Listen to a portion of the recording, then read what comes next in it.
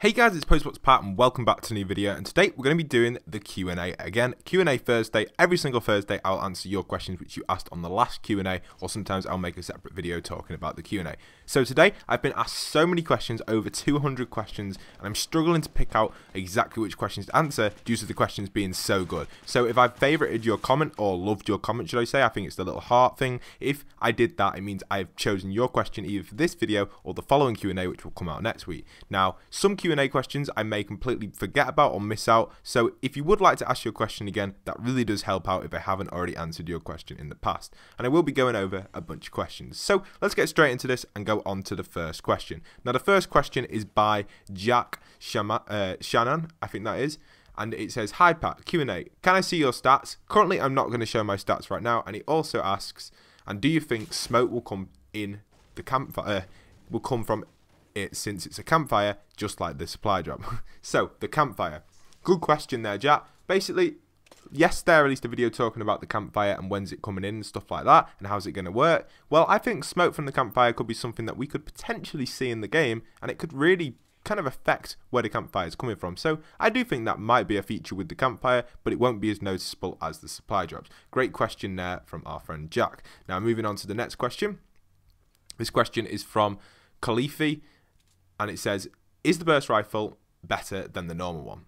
Good question. Personally, I think that the burst rifle is definitely a good weapon depending on the situations, and personally I preferred the burst rifle over the SCAR at one point when I first used to play Fortnite, but now the SCAR would always be the best weapon for myself, and I think between the burst and the AR, the normal assault rifle, it's quite hard to pick. I think I've had great games with the burst and I've had great games with the AR. I feel like I hit a lot more headshots with the burst.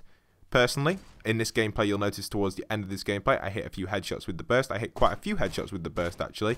And I feel like the burst really is effective for headshots because it kind of recoils up when you shoot. But the normal AR generally is better if you tap it. So that is the decision I will leave for the comments. Great question, though, there. I really did like that question.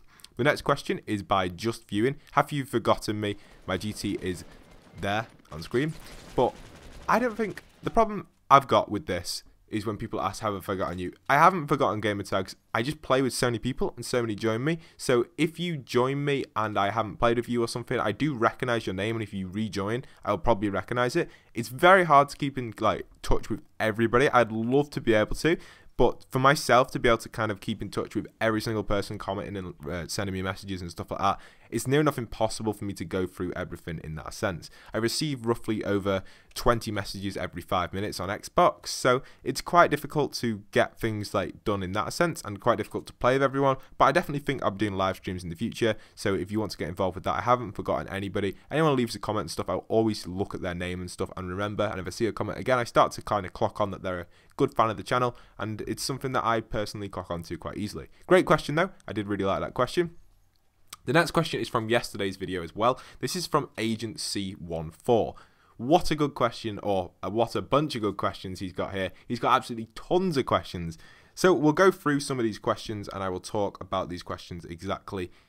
What are these questions? And I'm not going to answer all of them, but I'll answer a bunch of them because these are sort of questions that generally a lot of people do ask on YouTube. So, do you have a plan to do a face reveal? I think I've already answered this in the past. I was either thinking at 50k or 100k depending on the speed we get there. Do you ever plan on doing an apartment/house tour? Currently, probably not, but in the future, potentially, if I do own a house or an apartment, I could do that. Another question is, what do you plan with doing your channel within the future? Great question. I think personally my channel is going to consistently do Fortnite for the time being until Fortnite completely dies off, and then we will probably move on to other games. I have got games in mind, but I'll keep them a secret for now because they are interesting and they are something that a lot of people would get involved in. I do think they're going to be really successful games on YouTube as well, generally. So I'm going to keep them games for secret for now because they're going to be good. I'll start talking about them more as it comes to release date. But for now, I've got 2 future games that I hope I'm covering on my channel, and it's going to be really awesome. What motivated you to become a YouTuber? Great question.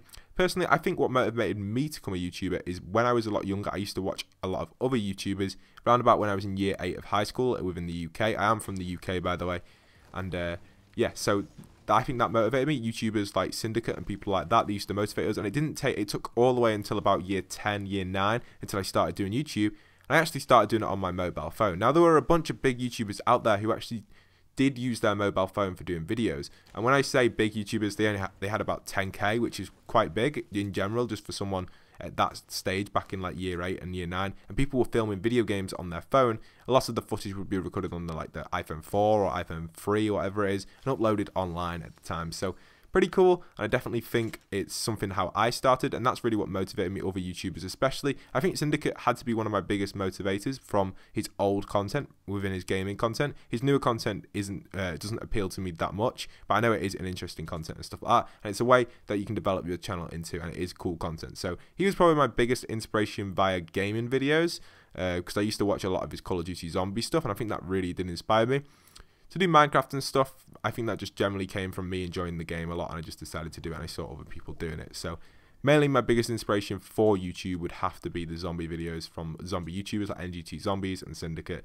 and a few Halo videos as well from Halo Forge Epidemic, if you've ever heard of them, and Rifle Gaming as well. He actually does Destiny 2 videos now. I saw him come back the other week, like come back onto YouTubers and like get quite big again. I used to watch his old content, and there was some weird stuff I used to watch on YouTube as well, like people making real life props of weapons in games and stuff. That was pretty cool, but I was a lot younger when I used to do that. So that's really what inspired me to do YouTube. I'll try and zoom through the rest of these questions. Let's say you're a developer in Fortnite, you have your opinion, you have an option to create a weapon. What type of weapon would it be? How much damage would it do? Alright, so let's talk about the weapon that I'd create. I think I'd create something like the Thunder Gun or the Wonder Waff from Zombies. I think when thinking about it in general, them two would probably be pretty cool in the game. I definitely think they'd be useful. I think you could use like the Wonder Waff as a special weapon to do like a chain effect on people's squad, but it'd only do like 25 damage, but if they're in the same radius it could keep chaining, and the Thunder Gun would kind of blow someone back miles and they'd take fall damage. I think them two guns would be pretty cool, definitely. They're my two guns. What state do you live in? I actually live in the United Kingdom, the UK. If you could give us one tip for being a YouTuber, what would that be? I think being a YouTuber, you have to have a lot of free time, but you also got to be motivated and be able to do something that you like, you enjoy doing. I noticed when I did Minecraft content at the start, I really did enjoy doing it, but currently I've started to go off it a lot, and I just don't enjoy doing it as much anymore, Minecraft content. So that's why I moved on to a different game, a game that I actually really enjoy playing myself, and it's something that I think is really helpful if you find something you enjoy and you do that on YouTube, because it's kind of taking that to a next level, because you become kind of the teacher in a sense, if you'd like to say it like that. He's not really a teacher, but you get that kind of responsibility because people look up to you within the game and people take advice from you, which gives you that kind of, you have to be good at the game, you have to know your stuff to be able to do that. And I think that's what I like about doing YouTube and what really keeps you doing YouTube really well. I think that's probably one of the tips I'd give you. Do something that you really enjoy, even if it's something that's extraordinary. Do it on YouTube if it's possible, because people will also enjoy it too. And if you're if you have a speciality in that subject, then people are going to enjoy it and people are going to find it interesting. So that's what I'd give advice for a tip on YouTube. And what college do you go to? I'm not going to answer that right now because it's quite a personal question, but we'll move on. Again, thanks for the question. Don't forget to hit the like button. I can see that last question down there, but great question there great questions from Agent C14. Now there's a bunch more questions I'm going to try and zoom through. These are more Fortnite related, so let's open some of these questions and talk about this. Is this your full... Well, this is a good question. This got 10 likes. This is probably one of the most populated questions on my channel. Is this your full-time job? And if not, what is your actual job? So, great question. YouTube is not my full-time job. YouTube is actually only part-time. I don't have a full-time job because I'm in full-time education. So, I don't actually have a job in a sense that. But I do use YouTube as a part-time job. It's okay. It's just like a little substitute type thing. And it is something that I do really enjoy. And potentially, if it became my full-time job, that would be a dream come true, but I don't know if that would be possible. But it always is worth trying and keep doing it because I enjoy doing it and it's something I really do enjoy. But I'd never really see it as a job because it's more of a hobby, but it is really awesome and I definitely think it is awesome. So next question is Q&A. This is a really good question about the Battle Pass of Season 3. How much do you think it'll be? Will it be $30 or $12? I think it'll be in between, so I reckon it'll be about $20 because the previous one was discounted from $30 to $12, as we all know, but the discount thing. I think the second one will be a bit more expensive, but it'll have more content in it. I definitely think less people will buy it as well for Season 3, so that's going to be really cool. Just to note, it isn't Season 2, by the way, because the current one is Season 2. Because last season we didn't get anything. So Season 3 will have more content, but it'll cost more. That's my opinion. Anyway, the next question is, do you think it'll be released on Nintendo Switch? Do you think Fortnite will? Sorry if I forgot to read out a few names, but I'm just going to zoom through these questions because there's absolute tons I want to answer. But this is a great question here from Ronan. He actually asks that, and I do think it'll come to Nintendo Switch if the Nintendo Switch population increases. Currently, it doesn't look like it's going to be possible, but in the future, yes, we could potentially see Fortnite coming to Nintendo Switch in like a year's time if it's still a popular game. Do you think they'll add extra maps in Fortnite, and if so, do you think there will be cars? This is a question that I want to adapt on in another video because it's something I really want to focus down on and talk about it because it's something that is very big and it's a very big topic. So I am going to do that. I definitely am going to go through and answer this question in the future because it's something that I think definitely really needs to be looked at in that sense because it is a cool topic. So I do think possible, this is very possible, but I'm going to save that for an entire video, that question. Thank you, QnA. That was a very good question, and it's something that I do want to focus on a little bit and talk about because potentially we could see massive things coming into Fortnite in that sense, and it is a great possibility. So great question there, QnA. I will be answering that entire question in one video. So great question. I'm looking forward to doing that. The next question is from Shane. He asks, QnA, how many hours do you think you have to do? How many hours do you think it takes to become a pro in Fortnite Battle Royale? I think personally, a pro in Fortnite Battle Royale, I was very lucky. When I first played Fortnite, a lot of the people were inexperienced and it didn't take me long to become good in it. I wouldn't class myself as a pro. I do miss a lot of shots, for example, this shot right now on screen, but I definitely would class myself as a decent player. I think becoming a pro in Fortnite is very hard on console edition. I think definitely on maybe PC, you've got a good chance of doing it. But console edition, it is a difficult thing to do. But it is possible to become a very skilled player just by playing a bunch of hours. And if you want to know roughly how many I'd probably say about 24 hours once you get the hang of the building materials and stuff. Once you get the hang of that, you really nearly are a very good player. So that's a good question there from Shane. Next question is, do you record all your videos in one take, or do you record separate clips? Okay. Supercar YT, great question. This video that I'm doing right now is all in one take. Now, some videos, for example, if I was to really mess up some of the reading on like one of these comments or something, I'd cut and redo. Or sometimes if I repeat the same words so many times where it's just ridiculous. Sometimes I leave it in because it's really funny, and I've done that previously in a lot of videos, and I think it's something that's kind of unique to me. But other times, I will take it out, start the video, and cut and do stuff like that. Now, there has been times in the past where I've said the wrong word completely, and it just doesn't fit at all, and then I will cut it out. But for now, I don't really do that, and I just kind of do it one take because it's more, I feel like it's more realistic. If I start cutting and chopping everywhere, you don't get the 100% realistic stuff. Obviously, if something really bad does happen in the video or something like maybe like my dog just makes a massive noise, or the dog starts like mashing at the door or something with its head or something, I don't know. But something like that, if it happens, then will probably stop the video unless it's suitable or for the type of video, because I have done in the past videos where I've left things like that in because they are funny, and it's just, I feel like it's more realistic and it's more inside for the YouTuber, if you know what I mean. You get kind of the inside feel. But that is a great question there. Got a bunch more questions coming up. We've got the next question here. Do you think, from Smith, do you think the Mythic from Save the World should be added into Battle Royale? Yes, I do, but I don't think that will come until around Easter. So that's a great question.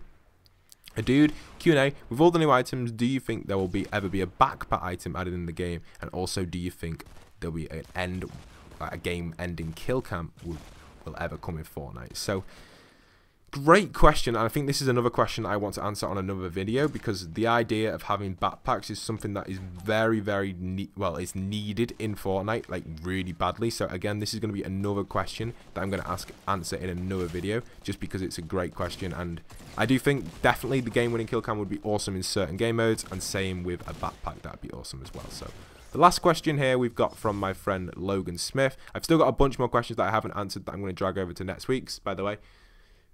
If you've been hearted, like I said, it'll be dragged over to next week. So we've got here, QnA, will there ever be a game currency open supply drops to get different harvesting tools or skins? Great question, and I personally think no, they will not do this. Fortnite themselves have spent a lot of time working on the game and developing it, and I think they've developed the game to a stage kind of where they've got the stage perfect, so they know that the game doesn't need supply drops. They've got it with the cycling system within the store. They've got it near enough bang on, so you don't need supply drops. But they do have supply crates inside Save the World, so technically they do have them, but they're not in the main Battle Royale game mode. So they've done a very, very good job with that. Other than that, that's all the questions for this video. I'd just like to elaborate on last week's question as well about the Storm Shield, because it's an awesome question. I think it's something that you should probably talk about a little bit more, and I am going to make a separate video on the Storm Shield as well. So there's been amazing questions throughout this video. I've had so many questions, it's been absolutely crazy trying to keep up with all the Q&A questions. But if you haven't had your question answered, I probably most likely have read it and I just haven't been able to get it in the video because I've had so many to pick from. But if you'd like to ask it again, I will get round to answering more questions. The more questions you guys ask, the more chance it has of getting in the video. Just don't spam the same question in the same comment section, or it will get, unfortunately, gets filtered out and blocked because it'll be put into my spam box and then I won't see it at all. So make sure you don't do that. Just spam the question once on each video and you'll be perfectly fine. And yeah, if I haven't answered it yet, just go ahead and do that. Leave a Q&A down below, whatever you'd like to ask related to Fortnite, myself. Feel free to ask anything you want. Obviously, if the question is appropriate for the video, I will add it in, and it's really awesome. So hope you guys have enjoyed. Don't forget to leave a like, comment, and subscribe. And once again, this is postboxpat signing out.